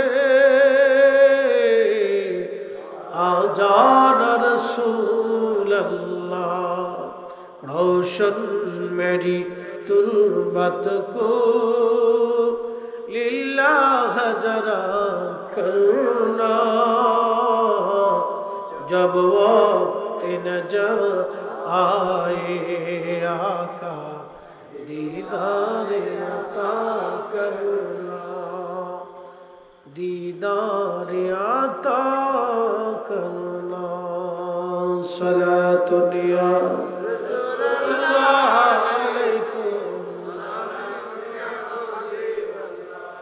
अल्लाहुम्मा सल्ली अला सय्यिदिना मुहम्मद व अला आलि सय्यिदिना मौलाना। বন্ধুগণ, জান কবজ হয়ে গেল। পাপিষ্ঠদের রূহ, খবিসদের রূহগুলি নিয়ে যাওয়ার সময় ফেরেশতারা জাহান্নামের কাপড় দিয়ে পেঁচিয়ে যখন নিয়ে যায়, তামাম সৃষ্টিতে দুর্গন্ধ ছড়ায় যায়। ফেরেশতারা ডাক দেখায়, আজরাইল, এই খবিস আত্মাটা কার? সারা আসমানে গন্ধ ছড়ায় গেছে। এই খবিসটাকে বলে অমুকের বেটা অমুক। বলে তাড়াতাড়ি তাকে জাহান্নামে নিক্ষেপ করো, গন্ধে টিকা যাচ্ছে না। আর যখন ইমানদারের রূহগুলি নিয়ে যাওয়া হয়, সারা আসমান জগতে সুগন্ধ ছড়ায় যায়। ফেরেশতারা ডাক ডাকে, আজরাইল, এই নফসে মুতমাইন্নার অধিকারী কে? কোন ব্যক্তি যার সুগন্ধ তামাম আসমান জগতে ছড়ায় গেল? তখন আজরাইল বলতেছে, অমুকের বেটা অমুক। বলে তাড়াতাড়ি তাকে জান্নাতে নিয়ে যাও। বন্ধুগণ আমার, এরপরে বান্দার ইন্তেকালের পরে তার কবরস্থ করার জন্য কবর খনন করা হয়। আহা, রুহু যদি বদকার হয়, ওই রুহুটা কাঁদতে থাকে আর বলে, সন্তানরা, আমার এত তাড়াতাড়ি কবরস্থ করো না, আমার কবরটা জাহান্নামের টুকরা হয়ে গেছে। সন্তান মানে না, আত্মীয় স্বজন বুঝে না, গ্রামবাসী কেউ আর রাখতে চায় না। যত বড় ধনী হোক, মরে যাওয়ার সঙ্গে সঙ্গে ঘর থেকে বের করে নিয়ে উঠানে নিয়ে চলে আসে। কত জমিদারি, বাহাদুরি, দুনিয়ার সম্পদের অহংকার, কত রাজা বাদশা, যাদের ভয়ে মানুষ থরথর করে কাঁপত, তাদের কবরের পাশে আজ গরু, ছাগল, হাঁস, মুরগি, ভেড়া, গাধা, দুম্বা চড়ে বেড়ায়। তাড়ানোর ক্ষমতা যার তাদের নাই। ওই বান্দাটার রূহ কাঁদতে দেখে আর বলে, সন্তান, আমার তাড়াতাড়ি কবরস্থ করো না, আমার কবর জাহান্নামের টুকরা হয়ে গেছে। সন্তানটা বলে, তাড়াতাড়ি আব্বাজানকে কবর দিয়ে দেন, 24 ঘন্টা পরে গন্ধ ছড়ায় যাবে। মানুষের ইন্তেকালের পরে 24 ঘন্টা পরে পায়খানা রাস্তা দিয়ে একটা পোকা বের হয়ে আসে। এই পোকাটা সারা শরীরের মধ্যে ছড়ায় যায়, দেখা যায় না চোখ দিয়া, সারা শরীরের মধ্যে ছড়াইয়া শরীর থেকে তখন গন্ধ বের হতে থাকে, গন্ধ। 24 ঘন্টা পরে শরীর থেকে গন্ধ বের হয়। আহারের দুর্গন্ধে মানুষের কাছে যেতে পারে না।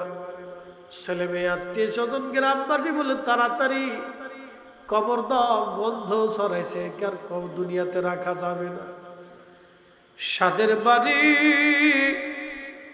সাদের গাড়ি, সাদের জমি জমা সব রাখিয়া কবরে সেই দিন একা পথের যাত্রী হতে হবে। কবরে সেই দিন একা পথের যাত্রী, দুনিয়ার সব রেখে একা রওনা হতে হবে। একা শূন্য হাতে পৃথিবী বিখ্যাত বাদশাহ জুলকারনাইন বাচ্চা জুলকারনাইনের ইন্তেকালের পরে জুলকারনাইন উজিরকে বলেন, উজির রে, আমার ইন্তেকালের পরে দুটা কাজ তোমরা করবে। এক নম্বর কাজ হলো আমার ইন্তেকালের পরে আমার ডান হাতটা তোমরা আমার কাফনের বাইরে এইভাবে উন্মুক্ত রেখে দিবা। দুই নম্বর, আমাকে কবরে নেওয়ার সময় সোনা দানা টাকা পয়সাগুলি যারা আমাকে বহন করে কবরে নিয়ে যাবে তাদের পায়ের নিচে ছিটাই দিবা। উজির ডাক দেয়, বলল, হুজুর, আপনি এত বড় প্রতাপশালী বাদশা, তামাম দুনিয়ার বাদশাহী আল্লাহ আপনারে দিয়েছিল, আপনার হাত কেন বাইরে রাখবো, কারণ কি? জুলকারনাইন ডাক দিয়ে বলতেছে, উজির, আমার হাতটা এই জন্য বাইরে দেওয়া, পৃথিবীর মানুষ দেখো বাদশা জুলকারনাইন, পৃথিবীর এমন কোন ইঞ্চি মাটি নাই যে ইঞ্চি মাটির বাদশাহী আল্লাহ আমারে না দিয়েছে। যেই বাদশার কথা কোরআন শরীফে যার কথা আসছে, পৃথিবী জুড়া বাদশাহী দিয়েছিলেন। সূর্য যেখানে ডুবে যায় যে সাগরে, সেখান পর্যন্ত তিনি গিয়েছিলেন, যা আজও বিজ্ঞান যেতে পারে নাই। সূর্য যেখান থেকে উঠে সমুদ্রের শেষ সীমানা পূর্ব, বিজ্ঞান যেখানে যেতে পারে নাই, তিনি সেখানে গিয়েছিলেন।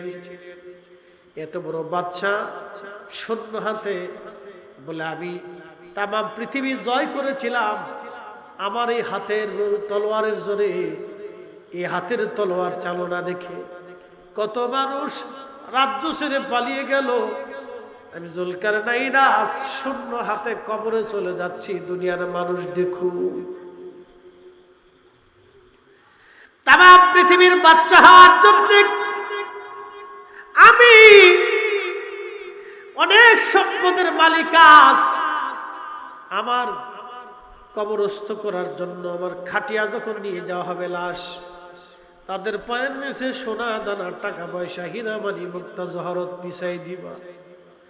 দুনিয়ার মানুষ বুঝুক, এই সোনা দানা টাকা পয়সা দিয়ে বাদশা জুলকারনাইনকে দুনিয়াতে রাখা যায় নাই।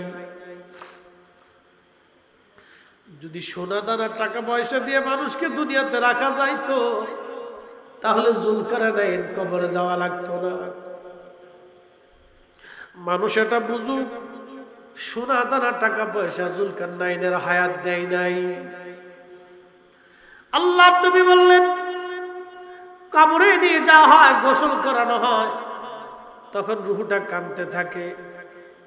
দেখবেন যখন গোসল করা হয়, আলতো আলতো ভাবে তার শরীর মেসেজ করে ধুতে হয়, জোরে চাপ দেওয়া তার নিষেধ। ধীরে ধীরে ধীরে ধীরে তার গোসল করানোর নিয়ম। পানি ঠান্ডা দিতে হয় না, কুসুম কুসুম গরম পানি দিতে হয়। কুসুম কুসুম গরম পানি দিয়ে তার গোসল করানো হয়, বড়ই পাতা দেওয়া হয়। আহা, পৃথিবীর বড় বড় রাজা বাদশারা চলে গেল, তাদের কবরের চিহ্ন অনেকের হারিয়ে গেছে, কবরের মাটি পর্যন্ত হারিয়ে গেছে। তাদের রাজত্বের সীমানা আজ দুনিয়াতে নাই রে।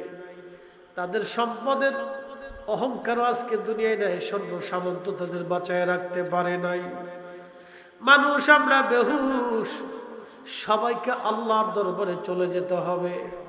আল্লাহ বলেন, ইন্না নিশ্চয় লিল্লাহি, আমরা আল্লাহর জন্য, ওয়া ইন্না ইলাইহি রাজিউন, আমরা আল্লাহর দিকে সবাই ফিরে চলে যাব। আল্লাহর কাছে সবাই ফিরে চলে যাব। 8,000 মুসলমান, আল্লাহর নবী বলতেছেন, যখন সঙ্গী যাবে, দুইজনে কবরে নামাইয়া কবর থেকে যখন উঠে চলে আসে, তখন রুহ কাঁদতে থাকে, সন্তানরা রে, আমরা একা ফলায় যাইও না, কবরের জিন্দেগি বড় কঠিন, এই পথে আমি একা একা রওনা, আজ আমার সঙ্গী কেউ নাই। দুনিয়ার জেলখানায় বন্দী হইলে চেয়ারম্যান, মেম্বার, ওসিডি, সিএসপি, নেতা কর্মী দিয়া, উকিল মুক্তার দিয়া তারে সারানোর ব্যবস্থা করা হয়। কিন্তু কবরের জেলখানায় যদি নেওয়া হয়, কে সারাবে, কে দেখতে আসবে সেদিন? আমার রসুল ছাড়া আর কোন গতি নাই। কথা কোন ঠিক কিনা?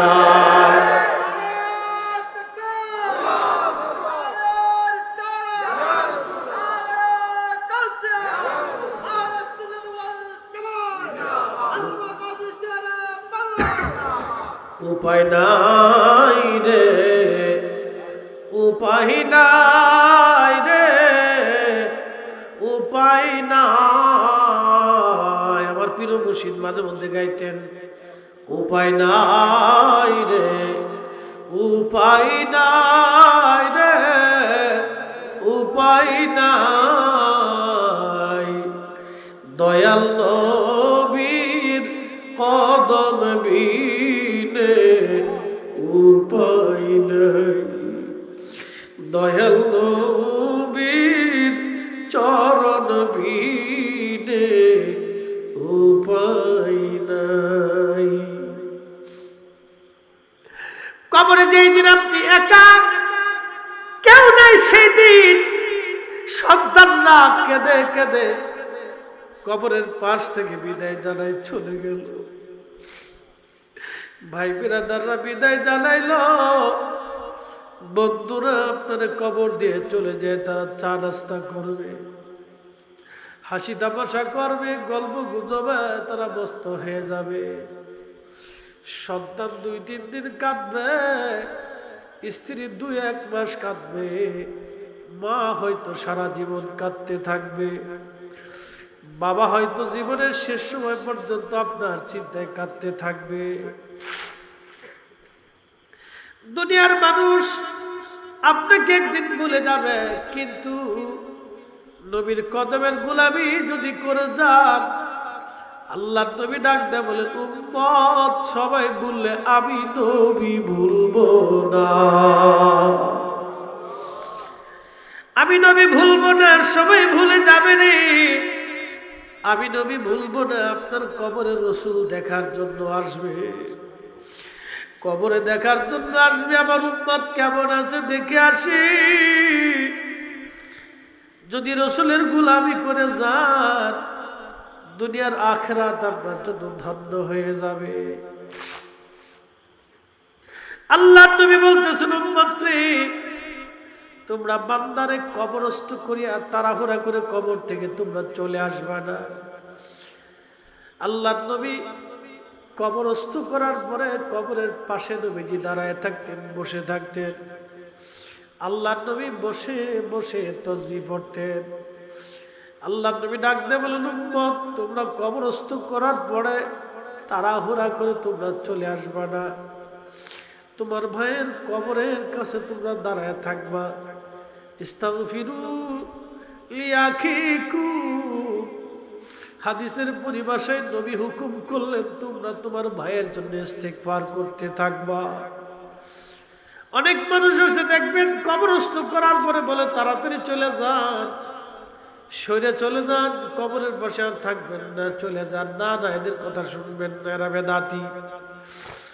কবরের পাশে কিছু সময় দাঁড়াবেন, কোরআন শরীফ থেকে তেলাওয়াত করতে থাকবেন, কিছু সময় তাসবিহ পড়তে থাকবেন, দুরূদ শরীফের আওয়াজ দিবেন। কবর বড় কঠিন জায়গা, বড় কঠিন জায়গা। আল্লাহর হাবিব ডাক দেয়া বলতেছে, উম্মত রে, কবর থেকে তাড়াহুড়া করে চলে আসবা না। একটা উট জবাই দেওয়ার পরে, এই উটটাকে সিলানোর পরে চামড়া সিলাইয়া গোশত বানাইয়া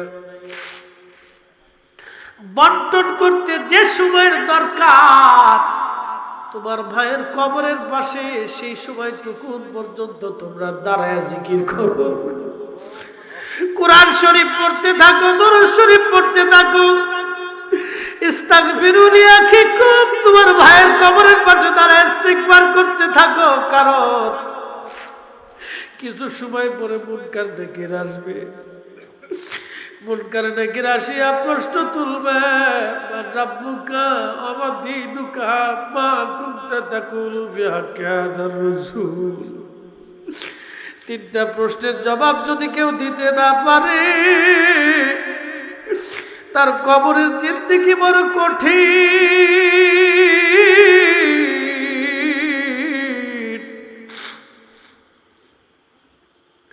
তার আখিরাতের জিন্দেগি বড় কঠিন। কবরের জিন্দেগি বড় কঠিন, কবরের জিন্দেগি বড় ভয়াবহ হবে। এই জন্য আল্লাহর নবী বলেন, উম্মতরে তোমরা তোমার ভাইয়ের কবরের পাশে দাঁড়ায় দাঁড়ায় তাসবিহ পড়ো, জিকির করো, কোরআন শরীফ পড়ো, দোয়া করো, যেন তোমার ভাইয়ের কবরের প্রশ্নের জবাব আল্লাহ সহজ বানায় দেয়। চিৎকার করে জোরে বলেন সুবহানাল্লাহ। সালাতু আলাইহি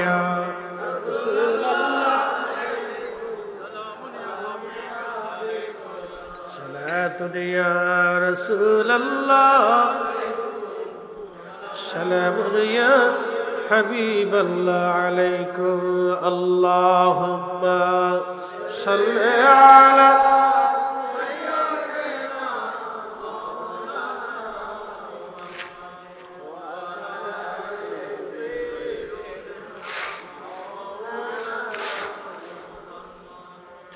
जिंदगी तोर जाने फाकी दिया रे सुनारा दो, जिंदगी तोर जाए फाकी दिया। ओ आदाबरी पग धुरिया के सीदारी द्वंद्वस गुटाचारी সমজারি গিয়াছে কুরিয়ার সোনার দো, জিন্দেগি তোর যায় ফাঁকি দিয়া। আল্লাহুম্মা সাল্লি আলা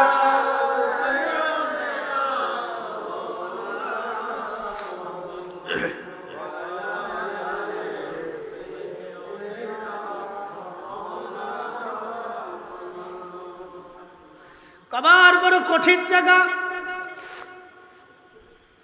আল্লাহ রাসূল বলেন কবরের পাশে দাঁড়াও। নাহাইতুকুম আন জিয়ারাতিল কুবুর, কবর জিয়ারত আগে আমি নিষেধ করতাম, ফাজুরুহা এখন আর নিষেধ করি না, তোমরা কবরের পাশে যাও, জিয়ারত করো, জিয়ারত করো, কবরের পাশে দাঁড়াও।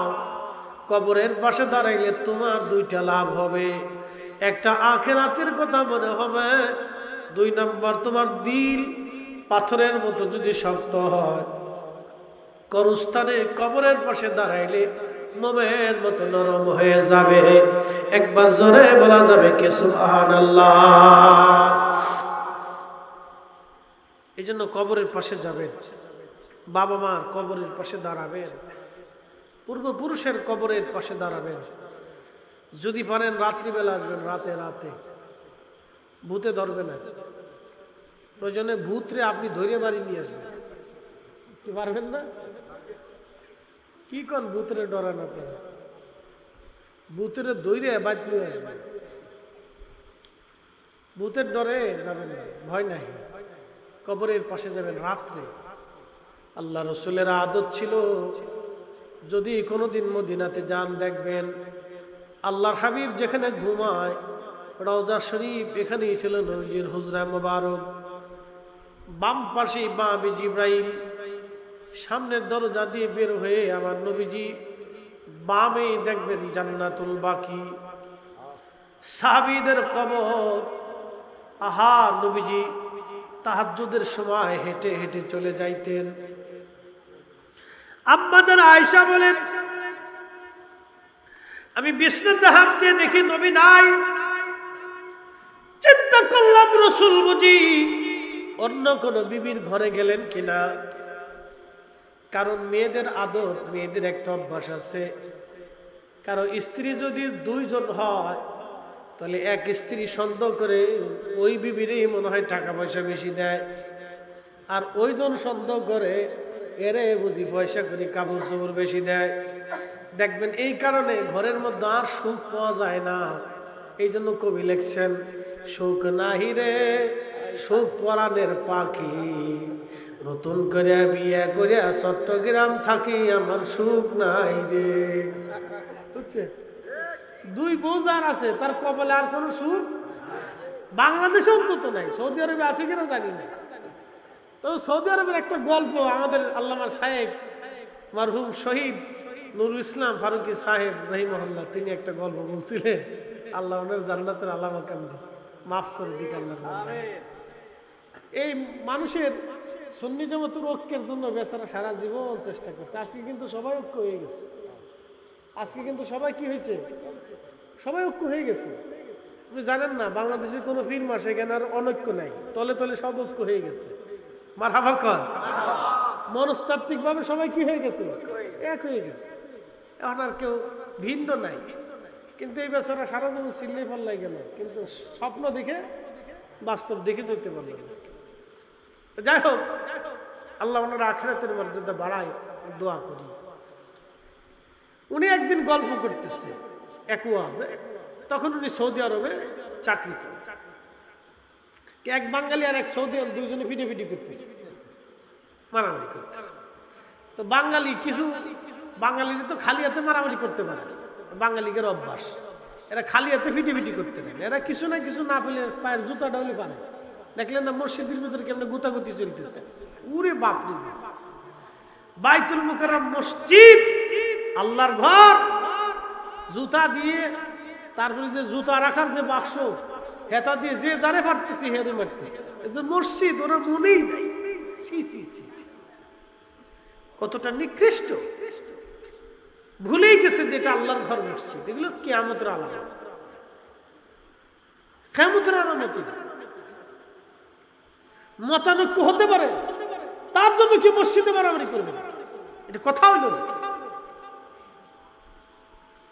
মনোযোগ দিয়ে হযরতে ফারুকী সাহেব বলতেছেন যে বাঙালি আর সৌদিয়ান দুইজনে ফিডেফিডি করতেছে। তো বাঙালি কিছু না পাইয়া পায়ের জুতা খুলে ফিডাইতেছে। যখন বাঙালি পায়ের জুতা খুলে ফিডে, তখন সৌদিয়ান দাঁড়ায় দাঁড়ায় হাসে। ও আর মারে না, ওন খালি হাসে। ফারুকী সাহেব দৌড়ে যায় সারাইতেছে। সৌদিয়ানরে আরবিয়ানরে জিগায়, আরবিয়ানরে জিগে, তুই তোরে যে জুতা দিয়ে ফিডায় তুই হাসস কে? হাসবো না, ও তো কাপুরুষ।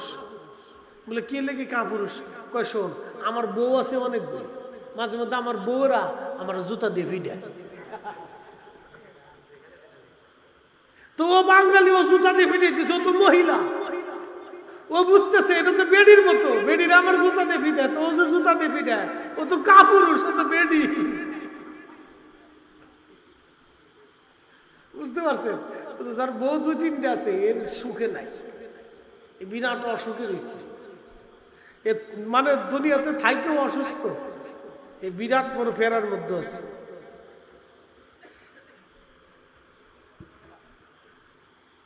কিন্তু আল্লাহ রসুলের বিবি সাহেবগণ আম্মা জানরা তাহেরা তয়্যবা ছিলেন, তারা পবিত্র ছিলেন। একসাথে বলবেন না মারহাবা।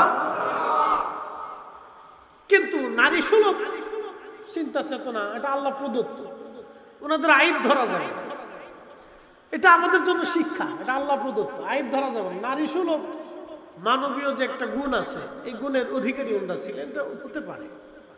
তা আম্মাজান হাত দিয়ে দেখেন যে রসুল নাই, তো তিনি চিন্তা করলেন হয়তো অন্য কোনো বিবির ঘরে গেছেন। তো খোঁজার জন্য উনি বের হইয়া দেখেন না কোনো বিবির ঘরে নাই। তার আল্লাহ রসুল কই গেল? আম্মাজান আয়েশা বলতেছেন, আহা আমি দেখলাম জান্নাতুল বাকি থেকে কান্নার আওয়াজ আসতেছে।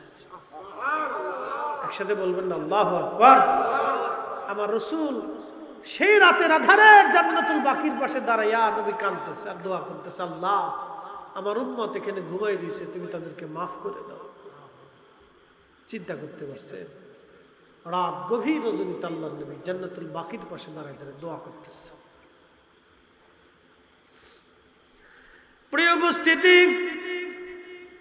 বেশি বেশি করে কবরের পাশে যাবেন, যদি সম্ভব হয় রাত্রিবেলা যাবেন। রাতের আধারে শেষ রাত্রে ফজরের সময় যাবেন অথবা সন্ধ্যা রাত্রে যাবেন। যদি বেশি ভয় হয় তাহলে ফজরের নামাজের সময় আপনি যাবেন, অথবা ফজরের নামাজ পড়ে অন্ধকার অন্ধকার থাকতে থাকতে যাবেন। দাঁড়াবেন নীরব নির্জন নিভৃতে। আপনি কবরের পাশে যখন দাঁড়াবেন দেখবেন আপনার শরীর শীতল হয়ে আসবে, আপনার কাল ঠান্ডা হয়ে যাবে। আল্লাহর কসম করে বলতেছি, আপনি স্তব্ধ হয়ে নীরব দাঁড়িয়ে থাকবেন, দাঁড়ায় চিন্তা করবেন এখানে আগামী বাসস্থান আমার জন্য আসবে। ঠিক ওই সময় আপনার শরীর ঠান্ডা হয়ে যাবে, ঠান্ডা হয়ে যাবে, শীতল হয়ে যাবে, আপনার কাল ঠান্ডা হয়ে যাবে। এই জন্য কবরের পাশে দাঁড়াবেন, জিয়ারত করতে যাবেন, মার কবরের পাশে দাঁড়াবেন।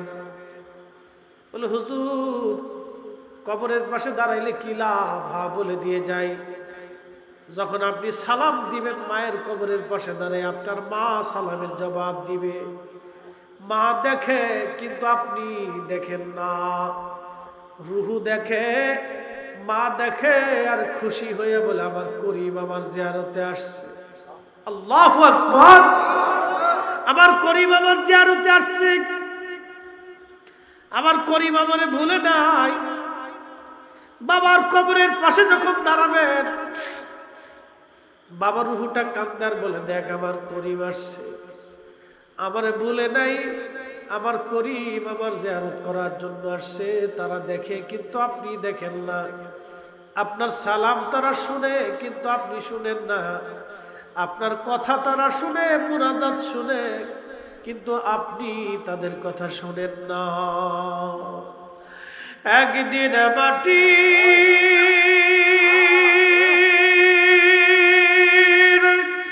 ভিতরে হবে ঘরে মোনামার, কেন বান্ধ দালান ঘর। বড় কঠিন জায়গা কবর। 6 মাস, 10 বছর, 15 বছর, 20 বছর, 50 বছর, 100 বছর পরে আর কেউ আপনার কবরের পাশে দাঁড়ানোর নাই, কেউ নাই। ছেলে যতদিন বেঁচে থাকবে ততদিন হয়তো সন্তান আপনার কবরের পাশে হয়তো দাঁড়াবে কোনো না কোনো সময়, কিন্তু নাতির জমানা যখন আসবে দাদার কথা নাতিরা আস্তে আস্তে ভুলে যাবে। পুতির জমানা আসার পরে আপনার কবরের চিহ্ন জগৎ থেকে হারিয়ে যাবে। মাত্র 50 বছরের ব্যবধানে আপনি পৃথিবী থেকে নিশ্চিহ্ন হয়ে গেলেন, হারিয়ে গেলেন। মাত্র 50 বছরের ব্যবধানে আপনার সন্তান আপনার বংশ থেকে আপনি হারিয়ে গেলেন। এখানে যদি আমি জিজ্ঞেস করি কয়জন বাবার কবরের পাশে মাসে একবার যান, সপ্তাহে একবার যান, খুব কম পাওয়া যাবে। যদি জিজ্ঞেস করি দাদার কবরের পাশে মাসে একবার যান কি আছেন, তাহলে পাওয়াই যাবে না। যদি বলি বছরে একবার কি আছেন, হয়তো 2-1 জন হাত বাড়াইতে পারে। যদি জিজ্ঞেস করি আপনার দাদার বাবার কবরের পাশে কয়বার দাঁড়ান, খুঁজেই পাওয়া যাবে না। এটাই পৃথিবী। পৃথিবী থেকে অহংকারী হওয়ার কিছু নাই, পৃথিবী থেকে উচ্ছৃঙ্খল হওয়ার কিছু নাই, দুনিয়া থেকে দুনিয়া পাওয়ার পরে পাগল পড়া হওয়ার কিছু নাই। আখিরাতের কথা চিন্তা করা লাগবে আপনাকে। আখিরাতের জন্য আপনাকে সামানা নিতে হবে, আখিরাতের জন্য নবীর গোলামি নিতে হবে, আখিরাতের জন্য কিছু রুজি সদাই আপনাকে নিয়ে যাওয়া লাগবে। সেই সদের নাম হলো ঈমান আর আমল। ঈমান আর আমল। এই জন্য ঈমানকে বিক্রি করতে হয় না, ঈমান বিক্রি করতে হয় না। ঈমান আকীদা কারো কথায় জলাঞ্জলি দিতে হয় না, কারণ ঈমান চলে গেলে আর ঈমান পাবেন না। একবার বেঈমান হয়ে যদি কবরে চলে যান আর আপনি ঈমান পাবেন না। যদি আমলহীন হয়ে কবরে যান ক্ষমা পাওয়ার রাস্তা হতে পারে, কিন্তু বেঈমান হয়ে কবরে চলে গেলে ক্ষমা পাওয়ার আর কোনো রাস্তা নাই। এই জন্য সাহাবীরা জীবন দিয়ে দিছে, চামড়া দিয়ে দিছে, গোশত দিয়ে দিছে, ঈমান দেয় নাই, ঈমান দেয় নাই। আমরাও সুন্নিরা জীবন চলে যাবে, আমাদের ঈমান আমরা বিক্রি করব না। কথা বলেন ঠিক না ঠিক? আল্লাহু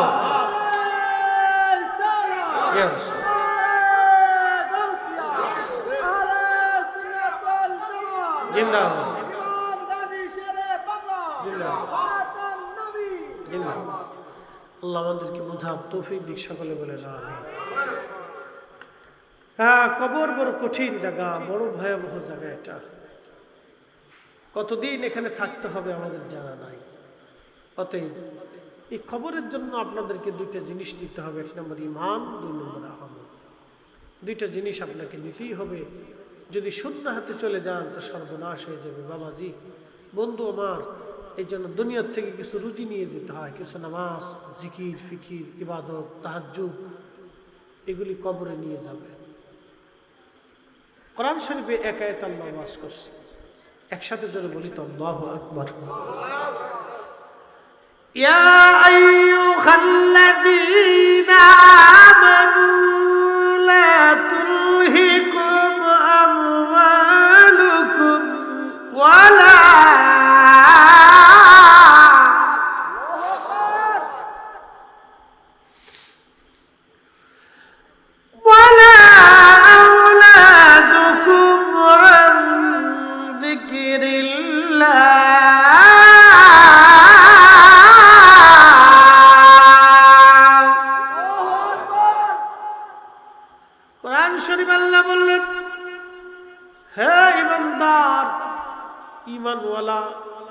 ঈমানওয়ালা তোমরা শোনো, লা তুলহিকুম আমওয়ালুকুম, সম্পদের মোহে পড়ে, অর্থের মোহে পড়ে তুমি তোমার ঈমানকে জলাঞ্জলি দিও না। অর্থের মোহে পড়ে তুমি তোমার আমলের জলাঞ্জলি দিও না। লা তুলহিকুম আমওয়ালুকুম ওয়ালা আওলাদুকুম, সন্তানের প্রেমে পড়ে, সন্তানের ভালোবাসায় পড়ে তোমরা আমি আল্লাহর জিকির থেকে নিজেকে গাফেল করিও না। আমি আল্লাহর স্মরণ থেকে তুমি মাহরুম হইও না। ক্ষমা করবেন, আমার দেশে কে কোন রাজনীতি করেন আমি জানি না। আমি কোন রাজনীতিবিদদের, অধিক রাজনীতিবিদদেরকে আমি পছন্দ করি না, কারণ এরা দুনিয়ার মোহে, সম্পদের চিন্তায় তারা রাজনীতি করে। অধিক মানুষ জনগণের চিন্তায় রাজনীতি করে না। যদি সবাই জনগণের চিন্তায় রাজনীতি করত, তাহলে আমার দেশের গরিব মানুষের গরিব থাকতো না। কথা বলেন ঠিক কিনা? কে কোনটা করেন আমি জানি না, সেটা আপনার ইচ্ছা, কিন্তু আমি অধিক রাজনীতিবিদদেরকে পছন্দ করি না। এটা আমার ঘৃণার পাত্র। এটা বেশিরভাগ দুনিয়ার মোহে থাকে। খুব মনোযোগ দিবেন। আহা, আল্লাহর কোরআন বলতেছে দুনিয়ার সম্পদ আর সন্তানের প্রেমে পড়ে তোমরা আমি আল্লাহর জিকির থেকে গাফেল হইও না। আমার দেশের অধিক ধনী ব্যক্তি যারা আছেন, কত গরিবের হক অনেকে নষ্ট করে দিল, কত রাজনীতিবিদ গরিবের হক মেরে দিল, সন্তানকে দিয়ে দিল, মেয়েকে খুশি করলো, স্ত্রীকে খুশি করলো। আচ্ছা বলেন, করোনা এসেছিল, এই করোনার সময় বহু মানুষ মারা গেল। অনেক সন্তান বাবার লাশের পাশে যায় নাই, অনেক স্ত্রী স্বামীর লাশ দেখতে পর্যন্ত যায় নাই ভয়ে, যদি আমার করোনায় ধরে। অনেক মেয়ে বাবার লাশের পাশে যায় নাই ভয়ে, যদি করোনায় আমারে ধরে। অনেক স্বামী স্ত্রীর লাশের পাশে যায় নাই ভয়ে, যদি আমারে করোনায় ধরে। দুনিয়ার একটা ছোট্ট রোগ করোনার জন্য যদি মানুষকে ভুলে যায়, তাহলে একটু চিন্তা করেন হাসরের ময়দান, কবরের জিন্দেগি কত কঠিন হবে আপনার। কবর বড় কঠিন। হাসর বড় কঠিন। আল্লাহ বলেন মাইয়া ফাআল যালিকা ফাউলাইকা হুমুল খাসিরুন।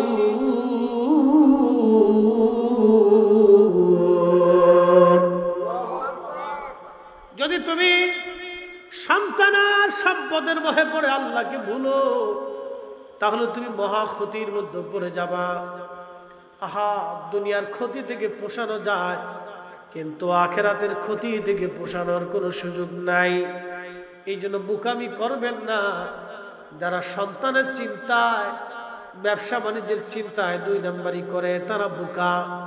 যারা সন্তানের চিন্তায় অন্যের হক মেরে দেয় তারা বোকা। যারা সন্তানের চিন্তায় নামাজ ছেড়ে দেয় তারা বোকা। যারা সন্তানের চিন্তায় রোজা ছেড়ে দেয় তারা বোকা। তারা বুঝে না তার আখেরাত ধ্বংস হয়ে যাচ্ছে। অতএব নিজের আখেরাতের চিন্তা হবে আগে, দুনিয়ার চিন্তা হবে পরে।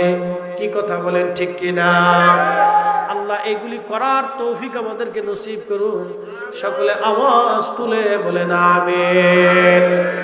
এসেছেন যত নবী সকলের ইমাম, সালাম নবী তোমায় হাজারো সালাম ইয়া নবী।